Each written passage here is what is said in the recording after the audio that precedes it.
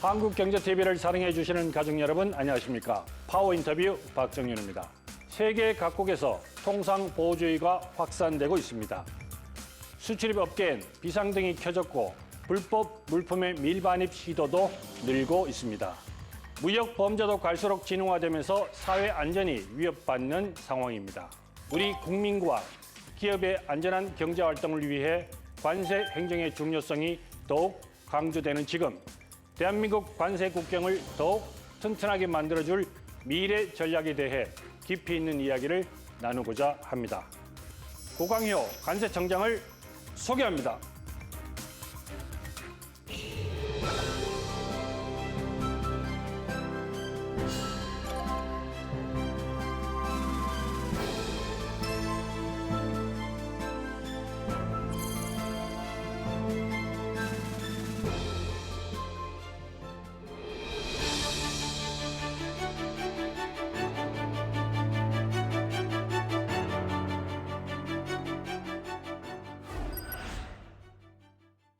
네, 이 자리에 고강효 관세청장께서 와 계십니다. 어서 오십시오. 예, 안녕하십니까. 안녕하십니까. 이 먼 길 와주셔서 너무 감사합니다. 예. 많은 분들이 이제 관세청이라는 부분에 대해서 좀 알고 계실 텐데, 네. 그래도 이제 잠깐 소개를 좀 해주십시오. 예. 저희 관세청은 기본적으로는 관세를 징수하는 기관이었습니다. 생긴 지 한 50년 정도, 60년 됐는데요. 관세뿐만이 아니고 국경을 통과할 때 발생하는 부가세, 수입 부가세나 특소세나 이런 다른 세금도 국세에 관련된 세금도 걷고 있고요. 저희가 담당하는 세수는 약 70조 내지 80조에 이르고 있습니다. 그리고 이제 저희 관세청이 담당하는 세금 말고도 요새는 국경을 오가면서 사람, 또 정보, 기술, 또 뭐가 있을까요? 가상자산 이런 것들도 국경을 일단 통과하기만 하면 저희가 그것을 검색하고 또 혹시나 유해 물품이 있는지 그런 부분을 검색하는 그런 기능을 담당하고 있고요. 가장 최근에는 이제 마약이 가장 중요한 관세청의 담당 품목 중에 하나라고 볼 수가 있습니다. 우리가 이제 쉽게 얘기하면 좀 밀반입되는, 밀수입에 되는 그런 부분에 대한 철저한 단속. 그렇습니다. 그리고 우리나라 제품이 해외에 나갈 때 예. 통관이 잘 될 수 있도록 어떤 지원 부분. 예, 그렇습니다. 이런 부분들이 주 업무라고 이제 예. 웬만한 공항, 네, 항만 다 있는 거죠. 그렇습니다. 예. 지금 누구나 다 아는 얘기지만 미국의 그 관세 정책을 아주 대놓고 지금 막 얘기하고 있잖아요. 예. 우리나라 좀 관세에 대한 이런 대응책도 좀 필요하실 것 같은데. 그렇습니다. 네. 저희 관세청은 관세 행정을 담당하고 있기 때문에 예. 관세 정책을 저희가 다 미국의 관세 정책을 다 대응하지는 않고요. 네. 미국의 관세 행정 관련되는 어떤 주요한 정보나 정책 변화, 또 우리 기업들이 미국에 물품을 수출을 했을 때 예상하지 못했던 어떤 관세 인상에 따르는 어떤 불이익 이런 것을 방지하기 위해서 저희가 기업들과 어떤 간담회도 갖고 설명회도 갖고 하고 있습니다. 자, 중요한 거는 또 우리나라 수출 기업 또 수출 제품들이 해외에 이 통관을 할 때 또 그 애로사항들이 있을 거 아니에요. 그렇습니다. 그런 부분에 대해서는 어떻게 좀 해결하려고 노력하시는지. 저희 이제 해외 통관 관련해서는 주로 동남아시아 국가들하고 우리가 이제 교역이 많기 때문에 FTA 특례 세율 관련해서 통관 여료가 많습니다. FTA 특례 세율이라는 거는 FTA를 맺게 되면은 그 특정한 품목은 아주 낮은 세율이나 세율을 아예 그 관세를 부과하지 않는 건데 그 이제 특례 세율에 적용이 안 되다 보면은 엄청 높은 세율을 적용받게 되거든요. 그러니까 어떤 특정한 제품이 FTA 특례 세율 대상이냐 아니냐 하는 게 이제 굉장히 중요한 이슈인데 이게 만약에 안 되게 되면 그동안 그 기업이 매년 수입했던 물품에 대해서 높은 세율로 한꺼번에 과세가 되는 문제가 있습니다. 그래서 저희는 그 부분이 가장 중요한 이슈 중에 하나고요. 관세청에서 그거를 이제 해결하기 위해서 여러 가지 노력을 하고 있습니다. 되게 이제 그런 기업들하고 이제 1대1 컨설팅도 하시고 설명회나 간담회도 많이 하신다고 들었거든요. 그 1년에 한 번 정도는 이제 대규모로 이제 설명회 하신다고 들었는데 그게 언제쯤입니까? 1년에 이제 7, 8월 정도에 저희가 8개국에 저희 관세관들이 나가 있습니다. 이제 해외 주재관이라고 볼 수 있는데요. 그 주재관들이 일거에 한국에 다 입국을 해서 이제 통합 설명회를 개최를 해서 예. 기업들을 다 초청합니다. 그렇게 해가지고 서울에서도 한 번 하고 부산에서도 한 번 하고 하는데 예. 한 뭐 750개 기업들이 작년에 참석을 해서 저희가 1대1로 또 대면 1대1로 상담도 해드리고요. 예. 많은 호응을 받고 있고 굉장히 그 효과적인 그 뭐랄까 대응책이라고 평가를 받고 있습니다. 자, 그리고 이제 이게 저도 공부를 좀 해보니까 이게 CBAM이라는 거 얘기하더라고요. 예. 이게 이제 CBAM이라는 건데 예. 바로 그 EU가 시범 운행 중인 그 탄소 국경 조정 제도 예. 예, 이런 부분인데 이게 지금 주목받고 있습니다. 2026년도에 예. 본격 시행함에 따라서 이제 기업들, 우리나라 기업들이 굉장히 이에 대한 또 뭐 대응책이나 이런 부분이 좀 필요할 텐데요. 예. 이런 부분은 좀 어떻게 좀 관세청에서 대응하고 계신지. 그 시범이라는 게 카본 보더 어저스먼트 메커니즘의 약자입니다. 예, 탄소 국경 조정 제도라고 그래서요. 원래 EU 내에서는 EU 내에 생산하는 기업들은 배출권 거래제가 적용이 되기 때문에 배출권을 사야 됩니다. 예. 그러니까 자기가 만드는 물품에서 발생하는 탄소만큼의 배출권을 사야 되는데 EU로 수입되는 물품은 그 배출권을 살 필요가 없기 때문에 EU 내하고 역외 기업 간의 어떤 경쟁이 안 되죠. 불공평하지 않습니까? 그래서 EU 역외에서 이렇게 수입되는 물품에 대해서는 탄소 인증서를 구매를 해야 된다는 게 그 시범 제도의 그 주된 취지고요. 다 적용되는 게 아니고 8개 품목만 적용이 되고 있거든요. 그 중에 특히 이제 철강이 우리한테는 굉장히 중요한 제품인데 예. 그러다 보면 저희 입장에서는 이게 이제 내년부터 점차적으로 적용이 돼가지고 34년에 예. 100% 그러니까는 탄소 비용의 100%를 부담을 해야 되는 입장이고 예. 철강 같은 경우는 한 2034년에는 연간 한 5,500억 정도의 추가 비용이 들어갑니다. 예. 그러다 보면은 이게 구조가 수출자가 수입자한테 내가 만든 제품에 탄소 비용이 얼마나 들어있는지, 탄소량이 얼마나 들어있는지 그거를 이제 알려주고 그 수입자가 그쪽에다가 신고를 하는 체제인데 예. 그게 정확한 데이터가 안 되면은 수입자한테 어떤 부과금, 벌과금을 매기게 되고 그게 이제 수출자한테 전가되면은 결국은 우리 기업들이 그게 피해를 받게 되거든요. 그렇기 예. 때문에 저희 이제 관세청 입장에서는 그런 탄소 시범 대상 제품이 뭐냐 그리고 얼마나 세금을 그러니까는 탄소 인증서를 구매를 해야 되는 건지 이런 구체적인 내용들을 저희가 안내를 해줘야 될 필요가 있거든요. 그래서 우리뿐만이 아니고 다른 뭐 산자부나 아니면 다른 우리 정부 부처하고 함께 이런 설명회도 하고 하고 있습니다. 그러니까 이게 시범이 아니라 시범이군요. 그렇습니다. 네, 이제 발음을 잘못해서. 자.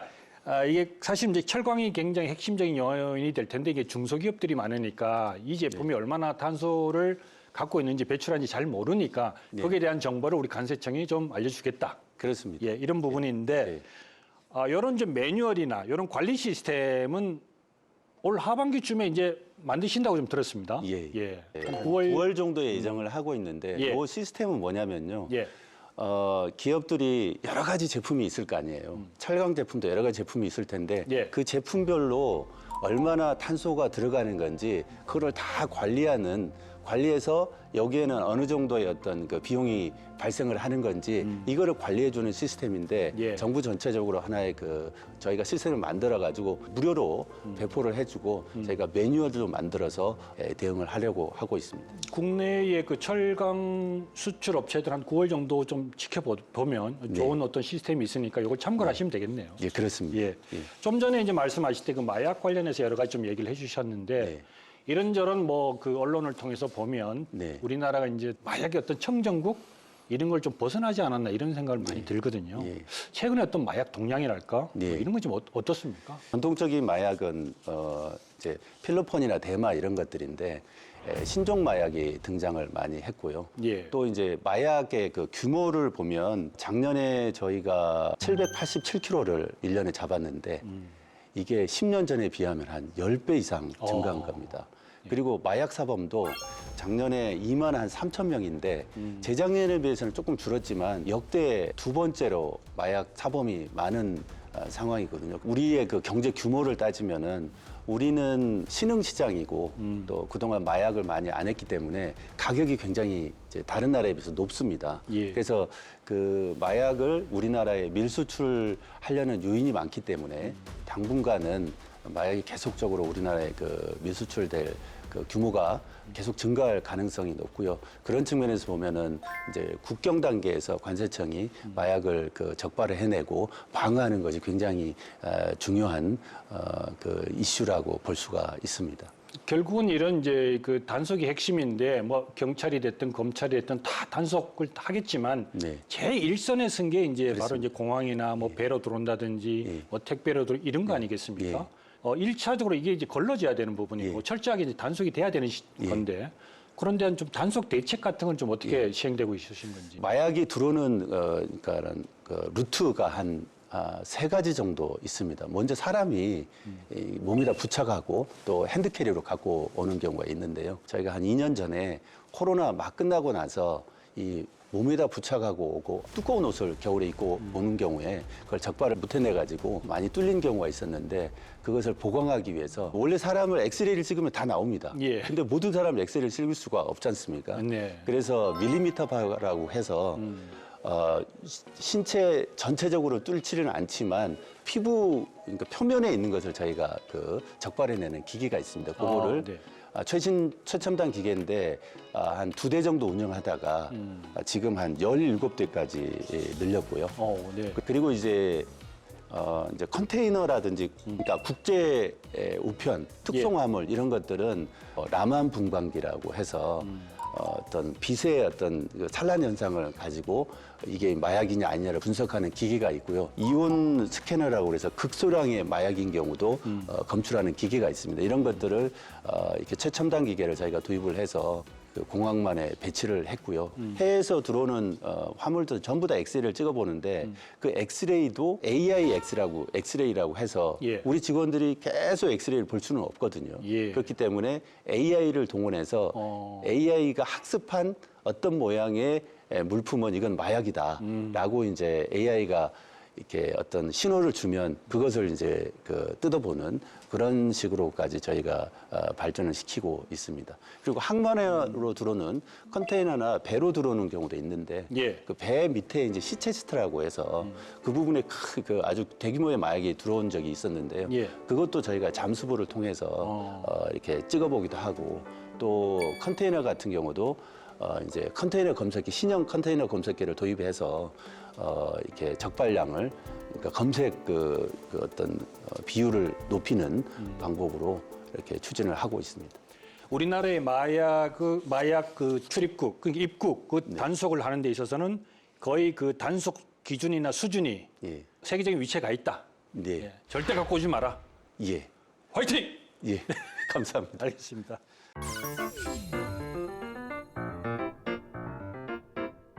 우리 국민들의 한 1,900만, 한 2,000만 이 정도 되는 분들이 이제 해외 직구를 많이 하잖아요. 네네.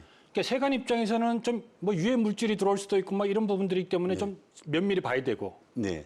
또 구매하는 소비자 입장에서는 아니 왜 이렇게 늦냐 좀 네. 빨리빨리 좀 해줘라 그렇습니다. 막 이런 이야기도 좀 있잖아요. 네네. 이게 대한 대응책을 좀 갖고 계시는 건지. 예. 관세청 입장에서는 해외 직구에 관련된 대책을 이제 그전에도 그랬지만 앞으로도 저희가 직접 사가지고 그 물품을 분석을 해서 이게 유해 물품이다 아니다를 이렇게 품목별로 분석을 해가지고 국민을 되게 알리는 그리고 그 플랫폼에다도 이거는 유해 물품이라고 알려줘서 수출하지 않게 하는 그런 대응책을 갖고 있고요. 그래서 지금 작년에 1,408종을 분석을 해서 198종의 유해 제품을 저희가 적발을 한 바 있고요. 협업정보팀이라고 그래서 식약처도 있고 또 뭐 국가기술표준원도 있고 또 환경부도 있고 그런데 예. 그런 부처에서 직원들을 파견 받아가지고 관서청 내에 하나의 팀을 만들었습니다. 정부 전체적으로 이렇게 분석 그 유해 물품을 분석하는 정보를 국민한테 알려주고 하는 그런 기능을 하려고 팀도 짰고 노력을 하고 있고요. 예. 또 신속 통관 시키는 것도 하나의 이제 국민들이 원하시는 바거든요. 근데 전자상거래라는 게 과거에는 B2B 거래입니다. 예. B2B 거래인데 전자상거래는 조그만 물품을 플랫폼에 사가지고 B2C 거래이기 때문에 전통적인 어떤 그 무역 거래하고 규모도 다르고 또 통관도 더 빨리 시켜야 되는 문제가 있어서 예. 전자창거래 통관 전용 플랫폼을 저희가 구축을 하고 있습니다. 이제 구축을 하게 되면은 이 플랫폼에 수요자가 누구고 또 파는 사람이 누구고 어떤 제품이 하는 것들이 다 관리가 될 수 있도록 할 예정으로 있습니다. 네. 네, 그리고 저도 이제 그 관세청에다 열심히 좀 취재를 해보니까 아주 핵심적인 내용이 하나 있던데 이게 이제 뭐냐면 우리나라가 어떤 수출을 할 때 그 세관 신고서를 쓰잖아요. 그리고 원산지 증명돼야 되고 그 원산지 증명과 관련해서는 우리가 이제 표준화가 돼 있다. 이런 얘기가 있던데 이건 어떤 내용들입니까? FTA 그 세율을 적용을 시키려면은 우리나라 특정 국가 간에 FTA가 체결되어 있으면은 우리나라 제품을 수출을 해야 되거든요. 그렇죠. 그 제품을 우리나라 제품인지 아닌지를 확인하는 게 원산지 증명서인데 그 원산지 증명서를 종이로 제출을 하게 되면 시간도 걸리고 이게 종이가 진위 여부, 이게 가짜나 위조 여부가 문제가 되니까 상대 국가에서 굉장히 시간이 많이 들어서 그게 비관세 장벽으로 작용을 했었는데 이제 지금은 이제 특정 국가, 예를 들면 중국이나 인도나 인도네시아나 우리나라랑 교육이 많은 국가와 원산지 증명서를 전자적으로 교환하는 시스템을 구축해 놨습니다. 그렇게 되면 이제 위조 문제나 이런 것들이 없게 되죠. 그리고 또 빨리 이제 통관이 될 것이고 그런데 그런 걸 시스템을 구축을 해놨는데 이거를 어떻게 국제적으로 어떤 절차를 거쳐서 어떻게 MOU를 맺고 하는 그런 그 표준 지침이 없어요. 그래서 그 표준 지침을 우리가 만들자라고 국제기구에 지금 제안을 해놓은 상태고 그게 아마 WCO에서 작년 9월 달에 12월 달에 제가 제안을 해놨는데 WCO에서 답변을 기다리고 있습니다. WCO 국제관세기구.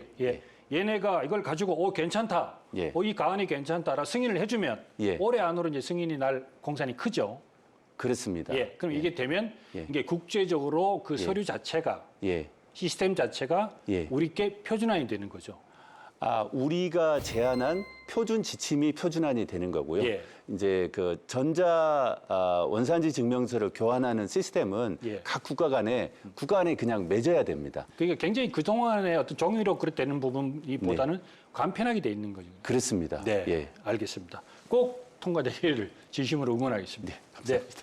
자, 그리고 이제 관세 행정에 대해서도 이제 AY 도입 뭐 이런 얘기들을 많이 하실 거고 또 이제 거기에 대해서 관심이 아마 많으실 텐데 어떻게 좀 준비되고 있습니까? 관세청 같은 경우는 다른 나라에 비해서 다른 그 부서에 비해서 굉장히 AI를 도입하는 데 유리한 여건이 되어 있습니다. 관세청의 유니패스라고 전자통관 시스템인데 이 전자통관 시스템은 우리나라의 그 물품, 사람, 외환이 국경을 통과하는데 그 모든 정보가 이 유니패스에 다 저장이 되어 있거든요. 연간 한 2억 8천만 건이 넘습니다. AI를 도입을 하려면 일단은 데이터가 많아야 되거든요. 그래서 관세청은 그 데이터를 가지고서 AI를 운영할 수 있는 어떤 기반이 되어 있고요.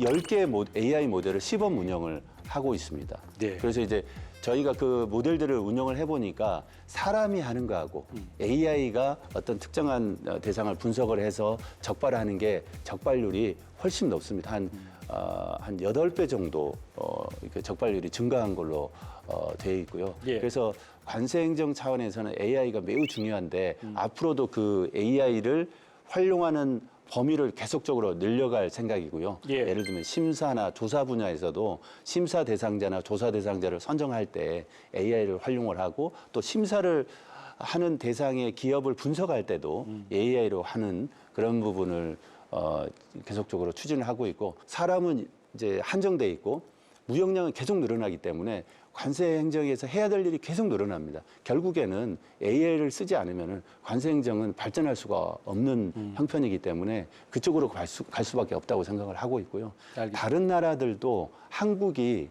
AI를 얼마나 쓰고 있는지 굉장히 관심이 많습니다. 그렇군요. 그래서 엄청 저희가 노력을 많이 해야 될 것 같습니다. 알겠습니다.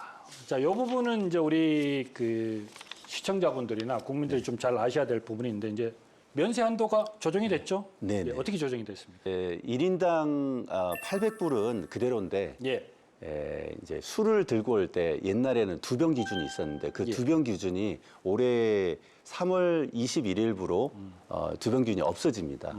그렇게 되면은 이제 400불 기준하고 2리터 기준은 아직 남아 있습니다. 예. 과거에는 2병, 앤드 400불 이내, 또 2리터 이내 이 기준이 세 가지가 적용이 됐었는데 2병 기준이 없어지게 되기 때문에 병 기준은 없어졌습니다. 예. 예를 들면 맥주를 한 캔 들고 오면 맥주는 요새 6개 들이가 한 묶음이거든요. 근데 과거에는 그걸 들고 오면은 2병 기준 때문에 4캔은 과세가 됩니다. 예. 그게 몇 푼 안 되지만 그것도 세금을 내야 되는 그 불편함이 있었는데 이제 그게 없어지니까 맥주 같은 경우는 6캔을 한꺼번에 들고 와도 과세가 되지 않고 관세를 부과되지 않고 또 뭐 와인을 좀 들고 와도 와인 반병짜리가 있거든요. 반병짜리도 한 병, 2병 들고 오시고 과거에는 2병만 들고 왔었는데 반병짜리를 들고 와도 2리터가 안 됩니다. 750 반병짜리 하면은. 그래서 그 정도는 추가적으로 들고 오실 수가 있고요. 네. 그렇지만 19세 미만은 미성년자는 그게 적용이 안 됩니다.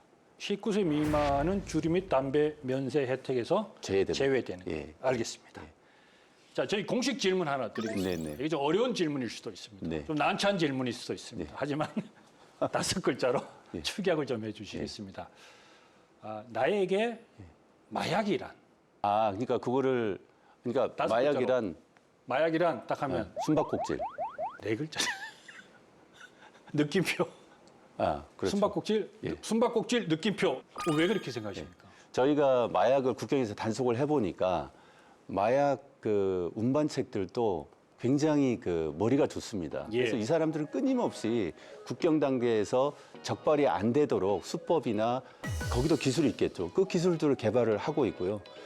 관세청 입장에서도 그 국경 단계에서 그 사람들이 숨겨가지고 오고 하는 부분을 적발하기 위해서 끊임없이 또 새로운 장비를 개발을 하고 수법을 개발을 하고 있습니다. 그래서 마약 그 조직과 관세청 간의 끊임없는 숨바꼭질이라고 볼 수가 있습니다. 숨바꼭질 느낌표, 땡. 예. 반드시 찾아낸다. 예. 알겠습니다. 자, 마지막 질문을 드려야 될 것 같습니다. 오늘 뭐 장시간 여러 가지 좋은 얘기도 말씀 많이 해주셨는데 예. 이 시간을 보고 있는 뭐 우리 시청자분들이나 또는 국민들이 많이 계실 텐데 예. 꼭 하고 싶은 얘기가 있으시면 해주시기 바라겠습니다. 저희 관세청은 국경 단계에서과 경제를 수호하는 기관입니다. 그렇기 때문에 우리나라를 들어오는 여행자들 입장에서는 관세청이 얼굴과 같은 기관의 역할을 하고 있습니다.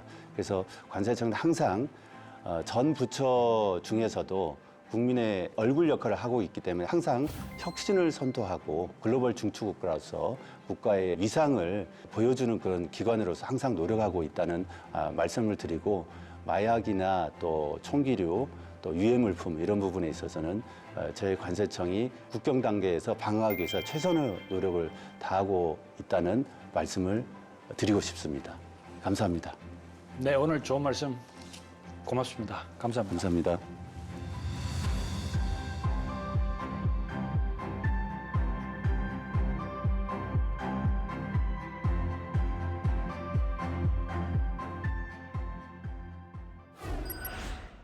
네, 오늘 말씀 여기까지 듣겠습니다. 경제안보수는 물론 글로벌 관세 행정을 선도할 대한민국 관세청의 내일을 저희 제작진도 응원하겠습니다.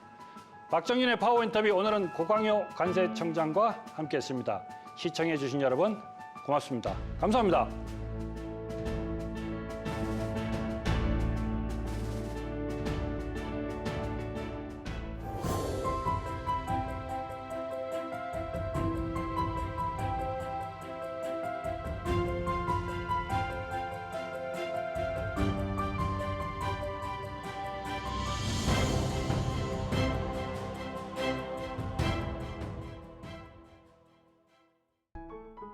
계속해서 다양한 경제 이슈를 알고 싶다면 구독과 좋아요, 알림 설정 부탁드립니다.